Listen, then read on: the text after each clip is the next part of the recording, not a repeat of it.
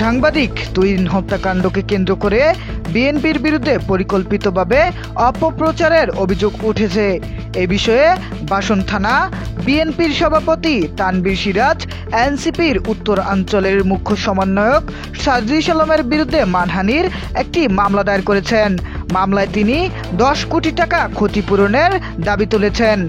গাজীপুর অতিরিক্ত chief metropolitan magistrate আদালত 2-এর বিচারক আলমগীর আল মামুনের বেঞ্চে মঙ্গলবার মামলাটি দায়ের করা হয়। বাদী তানভীর সিরাজ জানান, সার্জিস আলম পরিকল্পিতভাবে অপপ্রচারের ফলে বিএনপির ভাবমূর্তি ক্ষুণ্ণ হয়েছে।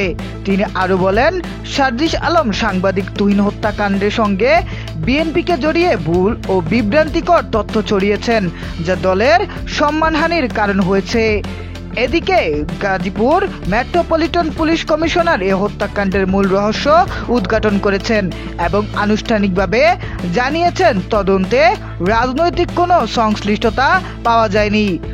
দলের উচ্চ পর্যায়ের নির্দেশনায় মামলাটি দায়ের করা হয়েছে বলে জানিয়েছে মামলার বাদী এবং আদালতে মামলাটির শুনানি অনুষ্ঠিত হয়েছে। শুনানি শেষে আদালত মামলাটি আমলে নিয়ে সিআইডিকে তদন্তের নির্দেশ দিয়েছেন।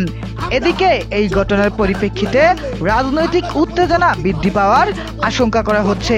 তদন্ত শেষ না হওয়া পর্যন্ত পক্ষপাতে না থেকে আইন শৃঙ্খলা রক্ষাকারী বাহিনী ও সংশ্লিষ্টদের সতর্ক থাকার আহ্বান জানানো হয়েছে।